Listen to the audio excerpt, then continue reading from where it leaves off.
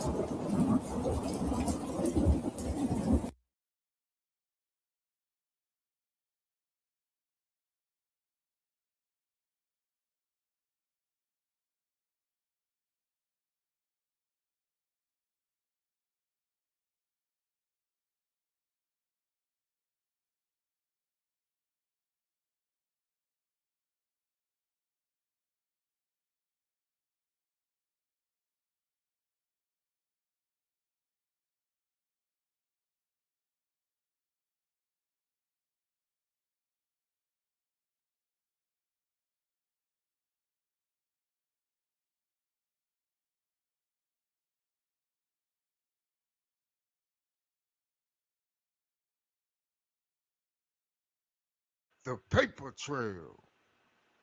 Let's go. Go. Go. Go. Go. Yeah. Yeah. Yeah. Yeah. For the love of money, niggas come around. For the love of money, some stay around. For the love of money, what a nigga will do for the love of the money. Yeah. I gotta shake it 12 at night to 5 in the morning. They don't give a fuck, dog. If it's for that money, niggas gon' bark and they bite like a motherfucking dog. Gotta party like a motherfucking dog. For that cat, I am gon' roof and I'm barking at that cat, and I am gon' take the roof off when I'm riding that ride. Rip leaning to the left, but I'm steady on the right. I'm swerving with a purpose, with a purpose. A nigga been sipping on that purple. A nigga been cheaping on that purple. Cause I'm getting money, I'm getting money. Cause I'm getting money. And I'm laughing all the way to the motherfucking bank, and I'm telling her, tell me later if she thinking what I'm thinking. Damn me, get money. I'm in the wheel, headed to my next big destination. Somewhere where I'm gonna be faded, sipping on a motherfucking Molotov, feet in the fucking sand, looking like a motherfucking distant fucking land myself. Wherever I land, I must be fly myself a name.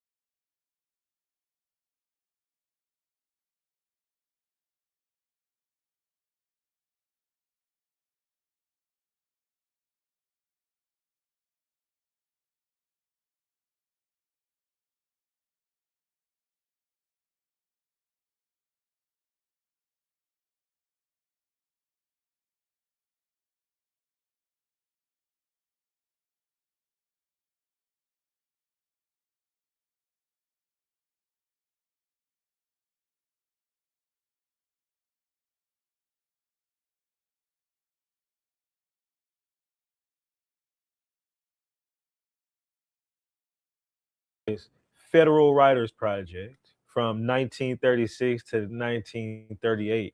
So they didn't even really do the project until really late. So the only people they can get, so slavery ended in 1960 or 1863, 1865, somewhere around that time. Slavery ended around that time, okay? And you're talking about 1936. So people would have to be in their 60s, 70s, and 80s. Out. It's because you're going to be trying to get information from people who might have a little bit of a foggy memory. But either way, are they even true? So slavery ended 1865. He was born goddamn 1859.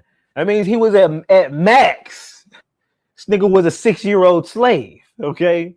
Now is a goddamn 6-year-old really a slave? What does a 5-year-old do on the plantation or around the house? Aren't they just sucking up resources? Why even label them as a slave? Besides this reasons, numbers they needed to inflate the numbers of how many people were enslaved at the time. So a 6-year-old is labeled as a slave and marked down, and you believe it. And many of us will be like, well, he was, a slave at some point. He would have become a slave. No, because then you got to think they are literally saying, hey, we are interviewing former slaves. What can a 70 something year old remember about being a 5-year-old slave? Quit playing with me, okay? Quit playing with me already in the document, okay? That's one thing I want you to realize. It's like they already starting off with the bull, okay? But a lot of people will just read that and just be like, oh, 1859, and he was a slave, and, just go past the obvious that this nigga couldn't have been much of a slave. And then you're interviewing them, and they're gonna be asking them deep questions about being a slave. Okay, he's gonna recall some. So what this cat is talking about, bang bang. He's shooting down this federal writers project, done under the New Deal, done when they first dropped the first census from the 1790 through the 1870 census. So this is what this guy is talking about. FWP, the Federal Writers Program. Now, this is where the government, these immigrants, the government at that time, we're talking 1930s, is where they created this historical narrative group that was going to actually rewrite history again after Woodrow Wilson's era of the progressiveness of rewriting history. So this is just a spin-off from his spin-off off of the eugenics spin-off. So again, eugenics is the foundation. We're walking up to Woodrow Wilson. Now we're in the 1930s where we got Roosevelt with the New Deal. And we still got the Federal Reserve funding it all, creating these, so to speak, different groups within different groups, all raised by the government, being funded by tax dollars. That was started in 1913. So now we got a group of historical writers that are being created at the drop of the National Archives, so to speak, buying the census data from the government to actually now have the National Archives, which was also just created in the 1930s as well too. So we got the National Archives being created in the 1930s. National Archives is created to say they're going to take the census data that has never been seen by any human on earth, pretty much as far as the public goes, since from the 1790s through the 1870s. They're dropping all of these census at once. 1942 is when that happens. But you need people to actually transcribe and rewrite the history since now you have the original data.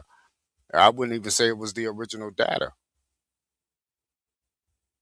but they have some sort of data. Now, mind you, the Aboriginal people that were already here living in those great cities that you will see over time. Now, their history is really being deconstructed to be really constructed the correct way. So, yeah, yeah, yeah, yeah, yeah. This is a historical battle right now. Money only rules because we give it the power. Now, we want to create say a different money structure, if we give it the power to be powerful as a money structure for any group that want to create their own money, now that's when you get these gangalicious guys start coming out the woodworks. Mind you, that these gangsterlicious guys go both ways, as you can see here through the Epstein files. This is all connecting to the beginning of the eugenics run, so to speak, under Mr. Taft, then transferring on, and then transferring on to Mr. Woodrow Wilson, who actually signed all of these things in law. And not to mention with Woodrow Wilson, we also have to go back to him signing in the creation of time, really. So we can't forget about the Greenwich Conference or the Prime Meridian Conference, also dealing with these cats who actually started mapping things according to how they wanted a map to look from the 1880s on, and also creating the calendar that we're on now. So the calendar that we're on now, they just created this from the 1880s on. This is all under a eugenics banner. Even the lost cause writings, all under the eugenics banner. If it don't all make sense, maybe you don't need to make sense of it.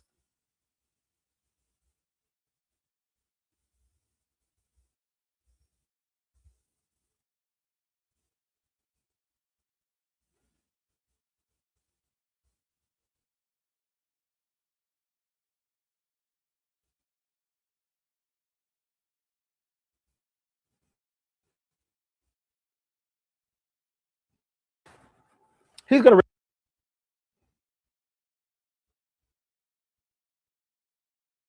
Oh, let me say also, this guy is also referring to the people that they say they interviewed in the 1930s. They went to these different slave people houses to get the story from these slave people that were enslaved in the 1800s. They're interviewing these guys in the 1930s for the first time. Now, mind you, these people said, man, we don't know nothing about no slaves. So these writers, these immigrants who made up the story, these are Ellis Island immigrants that work for the Federal Writers Program, because the Federal Writers Program was set up to give these people a job. So you got newly come in immigrants that are now writing the history of the Aboriginals. So what you think they're gonna make you in the story? A motherfucking slave. You said it right. Did you say that? Shit, I'll say it for you. Huh. Huh. They made you a motherfucking African slave at that in that story. Check out the Federal Writers Program. It's all a writer's hoax. They created a magical illusion on paper. That historical narrative, I tell you, but you can't tell me nothing. I got my own goddamn mind. And get your goddamn phalanges off of me. That you can't tell me nothing. We banking on the ones and twos right now on y'all ass. No more gang activity until we bring down this cabal. Yeah, yeah, yeah. They did it on paper. You ain't really got to swing a bat. Pick up, pick up a firecracker. You ain't got to do none of that, really. These cats been slapping us in the face with business suits on and ties and shit. You're thinking too much about it. Don't relax. Be aggressive with the play. Yeah, yeah, yeah.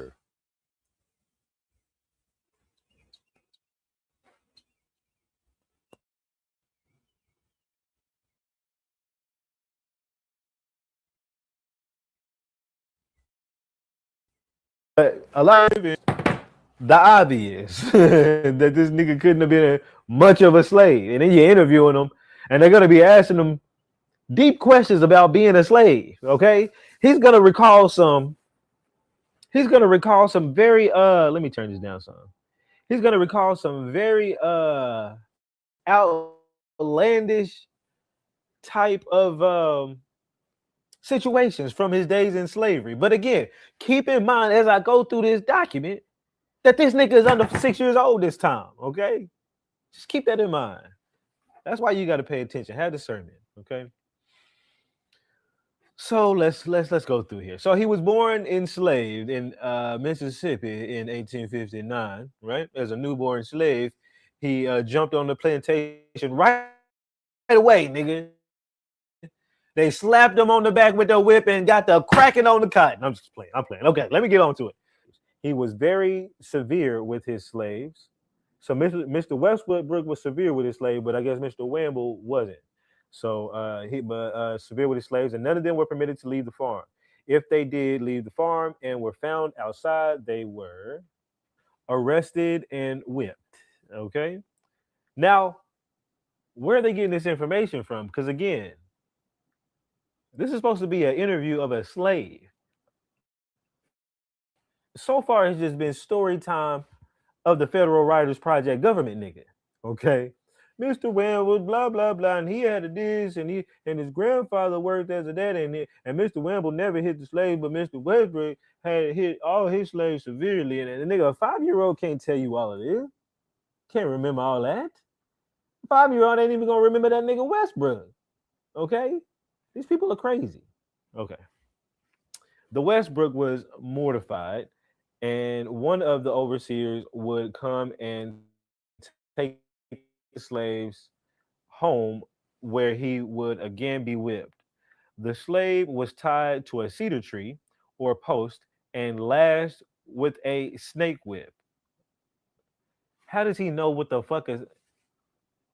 Who's telling him this stuff? Who told him that somebody was? This is what how Westbrook treats his slave. He tied him up. A 5-year-old, remember this from his grandfathers and them. And don't get me wrong, some people can tell us the stories and pass down stories and families and shit like that, but this is a little crazy. One of these Wambles, goddamn it, I don't know if it's Reverend Wamble or Reverend Wamble's dad. One of it's because it said it's the grandmother. It must have been the son. I don't know, man. It says so she kept him in a doghouse. Okay, during this period of his life, Reverend remembers what happened. So it's the Reverend they're talking about who was kept in the doghouse. It says during this period of his life, between 0 to 6. The Reverend remembers what happened to one of the Westbrook slaves who had ran away. One evening, as he was no longer in the poor doghouse, one evening, he came to the Wemble's home and asked for some supper. As a 5-year-old and 6-year-old? All right. Wamble took the slave into his home and, after feeding him, placed the log cabin, which was hanging above the fireplace around the slave's waist, left him to sleep on a bench in front of the fireplace. The next morning, after the slave was given breakfast by the Wambles, Westbrook, his son, and the overseer appeared. Reverend Wamble, in his hideout, remembers being awakened by the sound of the slave being, you know what happened? He's being whipped. Okay. They needed to add another whipping store. They already had 3 of them. We need 4, 5, 7, 8 more. Okay. So yes. Okay. He woke up to the sound of somebody being whipped. And he remembered it at age 5, 6. Okay. And the moaning of the slave. Whoosh, oh, whoosh, oh. What's that? I'm 5-year-old. What's that? Fuck out of here, man. These people are fucking crazy. After the whipping, it's like they were infatuated with writing down the word whip. You know what I'm saying? After the whipping, the slave was turned loose. After he had gone loose, gone about a mile through the bottom land, the hounds treed the slave before he had gone another mile, much like a dog would tree a cat. Oh, treed him. The hounds treed the slave. I guess they all three of y'all. They got the Birdman motherfucking lingo going on. He treed him. I guess that means he went up a tree. I didn't realize it. It said much like a dog would tree a cat. This is the educated Federal Writers Project government worker saying a nigga got treed, okay? Somebody said Django over here on the motherfucking TikTok. These people are crazy. This is why they don't want you to read this shit, because you would figure out it's a bunch of bullshit. But let's keep going. The Westbrooks pulled the slave down from the tree, and the dogs slashed his foot. Slashed. Okay. The slave was then whipped. Now he just got whipped, right? And then they let him go and suck the hounds on him. He got treed by the hounds. Whatever, treed. The best way they can explain it. As Federal Writers Project niggas. And then they went up there, pulled him down out the tree, and whipped him some more. Okay. This was remembered by the 5-year-old, mind you. So let's bring the story back to a head. The 5-year-old or 4 or 3, anything under 6, was awakened by a person being whipped. He remembers the dude moaning and I guess being run away. Now the dude didn't get a mile down the way before the hounds was sicked on him. And I guess the niggas, the Westbrook family, took the 5-year-old along with them. Okay. And as they took the 5-year-old along with them,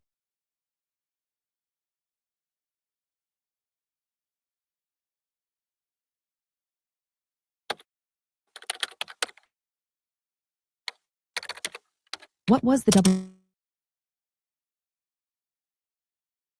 government helped writers during tough economic times? The Federal Writers Project was a fascinating initiative that a key program during the New Deal era. This project aimed to provide jobs for many writers, editors, and historians who were struggling due to the Great Depression. At its peak, the Federal Writers Project employed around 10,000 people across the country. The main goal was to give these talented individuals meaningful work while also creating a rich cultural and historical record of the United States. This was not just about putting food on the table. It was about preserving the stories and experiences of everyday Americans. One of the most notable achievements of the Federal Writers Project was the American Guide series. This series included detailed guidebooks for every state, along with many cities and regions. These guides were not just travel books. They combined information on geography, history, architecture, and local culture. Readers got a vivid picture of American life through essays and narratives that painted a comprehensive portrait of the nation. Henry Alsberg was the initial director of the Federal Writers Project. He led the project from 1935 to 1939 and aimed to capture a self-portrait of America. Under his guidance, the project highlighted the diversity of the nation's people and places. This was especially important during a time of economic and social uncertainty, as it helped promote a sense of national unity. The Federal Writers Project also produced a variety of other publications. These included local histories, oral histories, folklore collections, ethnographies, and even children's literature. The work done by the project preserved many important stories that might have otherwise been forgotten. From a democratic perspective, the Federal Writers Project showcased the New Deal's commitment to both economic recovery and cultural enrichment. It demonstrated how government intervention could provide jobs while also supporting the arts and humanities. This initiative was a way to strengthen democratic ideals and counteract extremist ideologies that were rising around the world. The project continued until 1943, when the focus shifted to the Second World War. However, its legacy remains significant. It serves as a model of how government programs can support both economic relief and cultural development. This reflects the Democratic Party's broader goals during the New Deal era, which aimed to promote social welfare and economic opportunity for all. The Federal Writers Project was more than just a job program. It was a vital part of American history that helped shape the cultural landscape of the nation.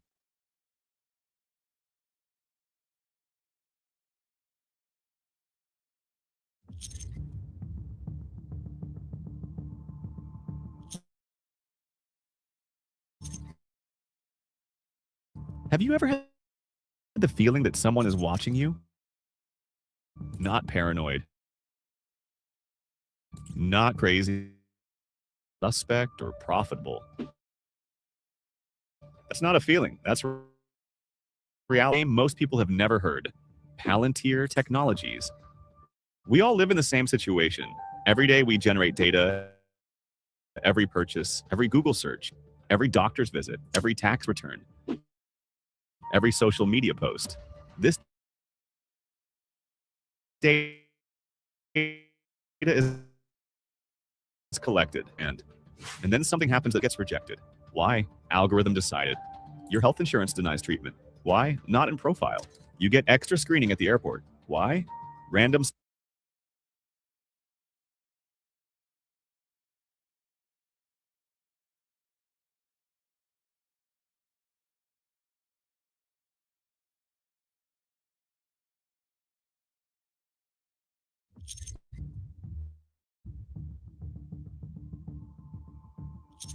Have you ever had the feeling that someone is watching you? Not paranoid, not crazy, but the concrete feeling that lies somewhere. That algorithms are making decisions about you, that you're marked in some database as risk or suspect or profitable. That's not a feeling, that's reality. And the company that probably knows more about you than you know about yourself has a name most people have never heard. Palantir Technologies. We all live in the same situation. Every day we generate data, every purchase, every Google search, every doctor's visit, every tax return, every social media post. This data is collected by companies, by governments, by systems we don't see and don't understand, gets rejected. Why? Algorithm decided. Your health insurance denies treatment. Why? Not in profile. You get extra screening at the airport. Why? Random selection. But it's not random, it's not arbitrary, and it's not transparent. Your life. And you have no idea who programmed it, what rules it follows, what assumptions it makes about you. This is the problem we all share. We live in a world governed by algorithms we cannot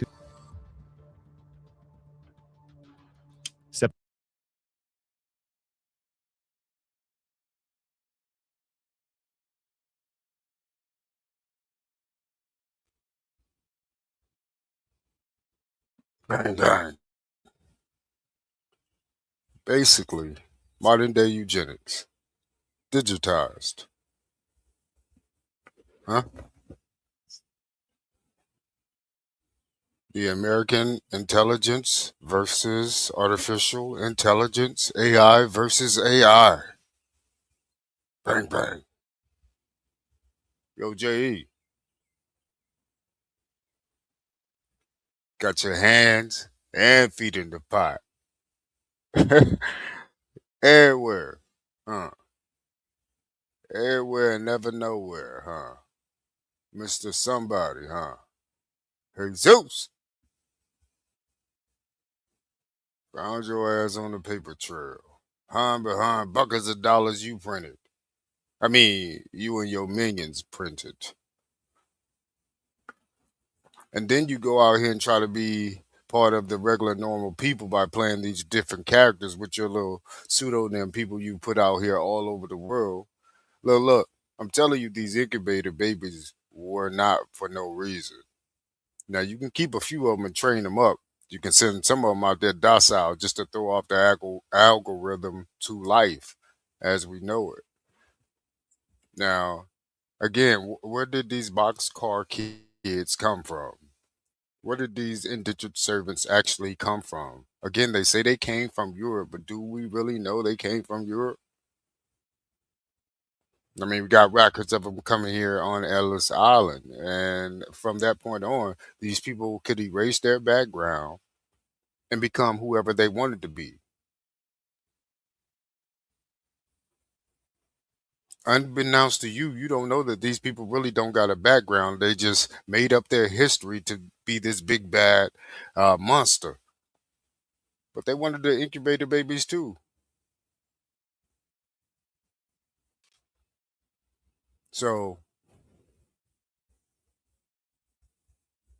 is there a spy race of people created just to be? These could be functional beings. They put a camera within their fucking eyeball at this point. We do know again. that none of them got no superpowers. They try to say like some of them had superpowers, but they never really specified what the superpower was.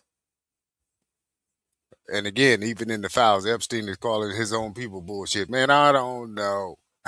I don't know about that one, motherfucker. I think you lied to me, player.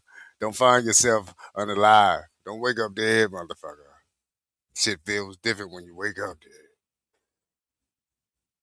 Yeah. These people are fucking insane. Loco. Beyond loco. Motherfucking brain cells ain't tied right. They ain't touching together right. Backdoor motherfuckers. So again, this is not just about taking children and doing this, that, and the other with the children. No, this is about creating and running life. Again, this started with the foundational program, late 1800s, with the eugenics program. This has progressed to this modern day digitized eugenics program. Mind you, again, this has everything to do with the census that dropped in 1942. They started transcribing those 1790 census through the 1870 census from 1933, 1932-ish, all the way up until 1942. That's why they couldn't drop all of those census together until 1942. They had to go in and transcribe all of that data. So they rewrote everything. They did everything that was original. They took what they knew they had and they put it into their system of way of how they wanted to title things. So that's why they had to get people out of office of color under Woodrow Wilson in order to do this, to gain control of all of these sacred documents that nobody's ever seen but the government officials. So this is the play that they're running right now. This is how they could rewrite history and still have you in history somewhere. But you're now under a different title with no land. And you came from Africa. FW FWP, right? FWP, right? These are some of the same people that had something to do with rewriting history as we know it. Because nobody even knew they were titled as a slave in the 1800s until the Federal Writers Project commenced under the New Deal, under the eugenics banner still, because this all to do with the Federal Reserve. Yeah, but it's all starting in America. America, who's ever at the top is running it from America. All these other countries out here, they're peons when it comes to the American intellect here. Now, it don't matter if the Aboriginal is not running the top of the America pyramid, but the people that are running the top of the pyramid itself, they have to sit on the throne here in America. There is no other place that would allow this type of action to actually take place. You need to be in charge of the most important exported goods, which is food, which is what America holds. In order to have workers, you need food. You need plentiful food. You need the origin food. You need food with substance. In order to have the intellect to create the mindset to have a civilization that is neat and clean and pure. That's what the American Foundation is about. That's why you see all these evil doers being trained in America and sent out all over the world. Let's take your boy BB, for example. Definitely trained in America, sent back out there to do his job. Let's take your boy from France, remember? Also trained under the American CIA. Remember, he was part of the American CIA, the dude that's married to a dude, playing disguised as another dude, playing a woman. Dude, in France. I'm talking about that cat, dude. Yeah. But the good thing is, the highest level that we see happening on the brown skin perspective is the Diddy. So he was the Epstein of the brown skin people, throwing the same type of parties, same thing going down as well too. So, but it was separate. It was separate. That's why it's so convoluted with all of the same things going on. I mean, they were doing the same things, these two people, but who was really in power? Diddy wasn't definitely in power. He didn't have no money printer like the Federal Reserve backing his action. No, motherfucker, you ran over there and got your ass diddy bopped to get that money. And then you ran back over to your corner and paid off your minions who didn't even know they was your minions. But money talks. Money fucking talks. Who said a dead man can't talk? That motherfucker can't walk, but that goddamn money can talk. So, and we know we all need it. You know why we need it? Because they wrote a history behind it to make sure that we needed it. Not going against the United States dollar, but I'm going against I'm going against the concept of why we need a dollar.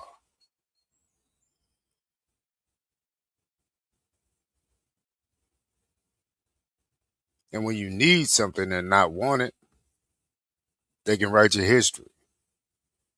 They can put you on their chessboard. You wanted to be a knight, your ass was a pawn. You wanted to be a rook, your ass was a pawn. Hopefully you make it to the other side of the board. Maybe you can get switched out. Who knows? But right now they changing sleeves. It's different characters per country that have been bred to know what the fuck to do. Yo, if we ain't on the same page, writing the same goddamn book right now, okay, here. You can't get written out. You're just getting written over. You know what I mean? Oh, yeah, we don't need to write them out. Write over them. Pin game, best game. Their game.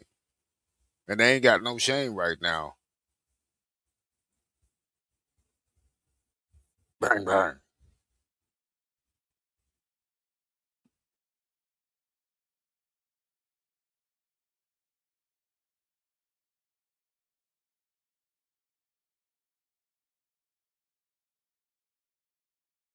Makes decisions about your life, and you have no idea who programmed it, what rules it follows, what assumptions it makes about you. This is the problem we all share. We live in a world of algorithms we cannot control. September 11th, 2001. 4 planes, 2 towers, 3,000 dead. The question everyone asked afterward, why didn't we see it coming? The answer was shockingly simple.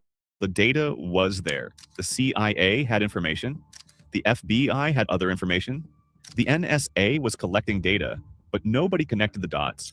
The systems didn't talk to each other. For Peter Thiel, the PayPal co-founder, this was a business idea. PayPal had just made a fortune detecting credit card fraud with algorithms. Thiel thought, what if we use the same technology to find terrorists? If we can detect fraud, we can detect threats.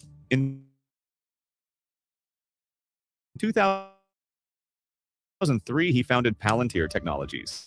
The name, a reference to the see far distances and predict philosopher with a PhD in neoclassical social theory. No tech background, no business experience, but he understood power, and he understood how institutions think. Their first investor wasn't a normal VC, it was A has a V arm. Yes, they invested in Palantir. The message was clear, this company isn't being built for the market, it's being built for power. Initially, Palantir was just a tool. Software that connects different databases, FBI files, CIA reports, NSA surveillance, all in one interface. But then came the turning point.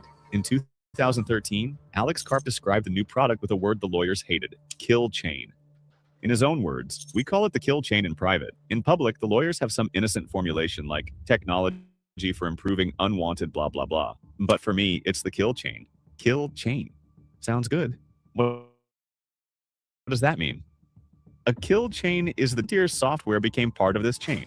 Artificial intelligence analyzes data, identifies targets, and makes recommendations. Sometimes to humans, sometimes to other algorithms. Karp summarized it this way. It's faster and better and safer and more violent. Faster, better. Safer, more violent. This isn't marketing. This is the product. The technology developed to find terrorists became a weapon, and then it became a business model. When an interviewer asked Karp if Palantir helped kill Osama bin Laden, Karp answered with a smile. I'll tell you what's closest to the truth. If you open the newspaper and read about such things, there's a 2/3 chance my company was somehow involved. 2/3. But Palantir didn't stay with the military. They went to police departments, to the IRS, to health insurance companies, to investment banks, even to Wendy's, the fast food chain. Yes, the same software that predicted bomb attacks in Iraq for denials management, the automatic rejection of treatment applications. And they're building software that decides which medical treatments to deny to reduce costs and protect revenue. Do you want an algorithm to decide whether your cancer treatment gets approved? At the same time, Palantir has a $100 million contract with the Department of Health and Human Services, the agency that manages Medicare and Medicaid. That means Palantir has access to the health records of millions of Americans and simultaneously works with private insurance companies that could profit from this data. Who controls what happens to this data? Palantir. And now it gets even more extreme. January 2025, Donald Trump is president. Elon Musk leads DOGE, the Department of Government Efficiency. Their mission? Reform government, ET. And who gets contracted? Palantir. Reports from Wired indicate that Palantir will build a mega API for the IRS, a single system with access to all tax data of all Americans.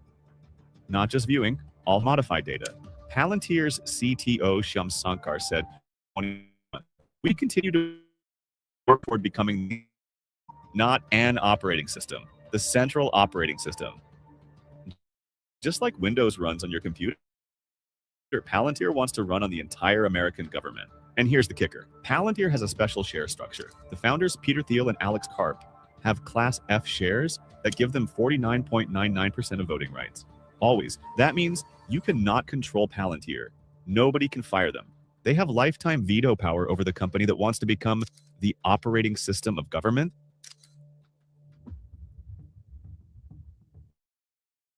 Juan Ponto was a whistleblower.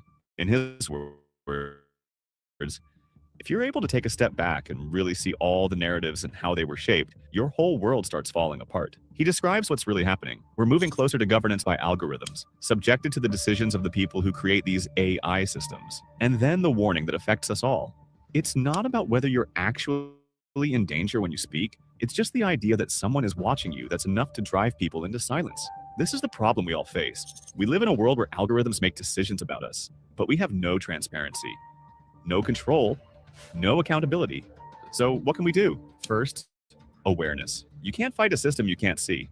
Share this knowledge. Talk about it. Ask questions. When your credit application gets rejected, ask for the reason. Demand transparency. When your health insurance denies treatment, ask which system made the decision. Second, pressure. Governments award these contracts because nobody's watching. Demand transparency laws. Demand independent audits. Demand that governments disclose which algorithms they use. Third, alternatives. The problem isn't technology systems, software not controlled by a single company. But the most important step is we must stop accepting algorithm decided as an answer. It's not an answer, it's an excuse. Behind every algorithm are people. People with interests, people with agendas, people with power, and power without transparency is tyranny. Palantir named itself after a magical seeing stone that could predict the future, but in Tolkien's story, the Palantiri had a flaw. Whoever looked into them risked being controlled by Sauron. Who is Sauron in our story? Is it Palantir? Is it the government? Is it the system itself? Or is it our own willingness to hand over power to systems we don't understand, just because they promise to make us safer, more efficient, better? Juan Pinto said, "At the beginning of this journey, I was extremely afraid of the consequences of this writing, but now I'm even more convinced that this is absolutely necessary. We have a choice. Stay silent and accept, or speak up and change. The algorithms are already